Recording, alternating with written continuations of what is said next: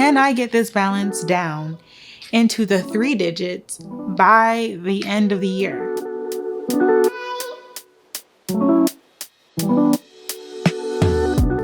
Hey, what's up, friends? It's Shanita. Once a month, I post updates on my financial journey towards becoming student loan debt-free, sharing my earnings for the month and what additional income I was able to apply towards my student loan debt in the process. So if any of these topics interest you, consider subscribing. I'm noticing that as we get closer towards the end of the month, I am engaging in some self-sabotaging behavior that I think I should probably call myself out on. I don't really think I factored in the fact that I should have planned to meal prep more. I don't think I put that in my first video. I'm gonna have to go back and see, but I really don't think that I thought that through, how busy I would actually be with recording videos and doing gig work as well as doing full-time work. I had absolutely no plans on how I was going to eat while setting this goal for myself.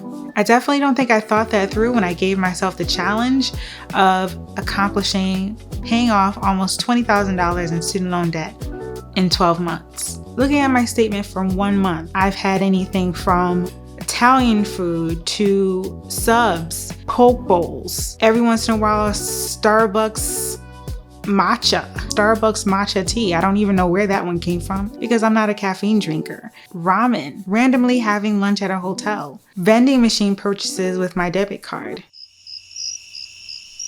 All of these things are racking up pretty quickly, and if I really want to get to my goal, I'm gonna have to stop doing that.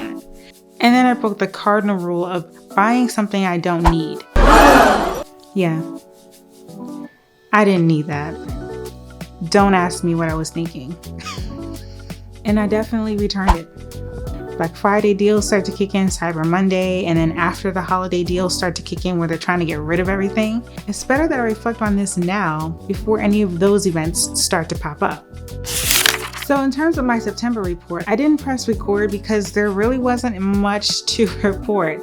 I was kind of feeling a little bit like a broken record. Every single month it was turning up to be around $300, and I just simply could not bear pressing record on another $300 payout for the month. I decided to refine my definition of my monthly earnings goal with DoorDash. Since my required payments on my student loan debt have significantly gone down to about $70, that means more money can now be put towards the principal of my outstanding balance rather than the interest, which means I don't have to be so hard on myself if I don't end up making a huge windfall payment every single month. I am using a strategy of going back to my why as a way to make sure that I don't lose my stride. So the main strategy that I've been using is referring back to the Bankrate student loan calculator that I mentioned to you guys earlier in the year. In the beginning of the year, I recorded my screen using the Bankrate student loan debt calculator on the overpayment amount that I would need to make every single month in order to achieve my goal by the deadline that I sought out. And so I go back and I replay that recording over and over and over again just to keep my head in the game. And it has been working to keep me focused. By the way, if you guys are finding value in these monthly updates, please don't forget to give it a like by hitting the thumbs up button. It really does help support the channel. So when I calculate my earnings of every single week in the month of September 2020, it looks like I made a total of $1,712.07. So in September, after making my standard monthly payment of $330, that then brought my balance down to $7,567.04.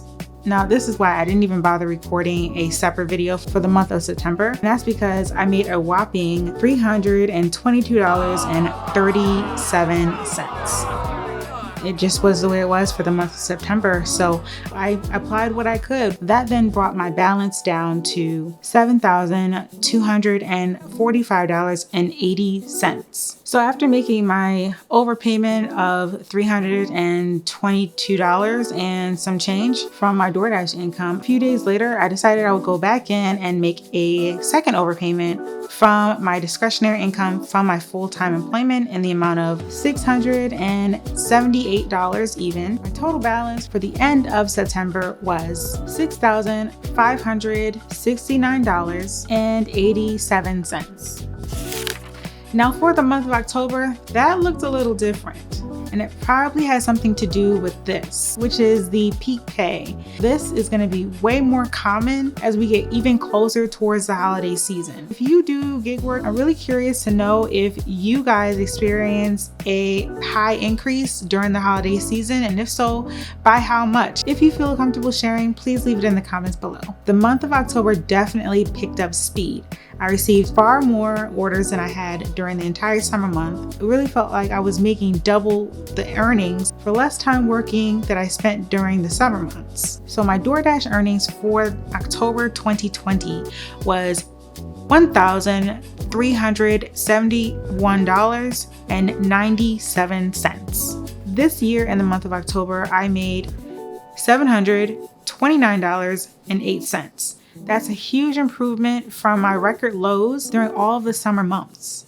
So if this is an indication that there is going to be continued upswing earnings, I'm definitely going to be cutting back on producing as many videos and more so focusing on capitalizing on this winning streak. But of course, following up with you guys to share what my earnings were for that month. So when all is said and done, after my standard monthly payment and my overpayment was made for the month of October, my balance is $5,726.37. There it goes. Can I get this balance down into the 3 digits by the end of the year? That seems a little optimistic, but you never know. People seem to be very generous during the holiday season. So we will see. Fingers crossed. If you're new here and would like to get caught up on all of my previous payoff months, I have created a playlist for you and you can check it out here. And to subscribe, click here. I'll see you in the next one. Bye.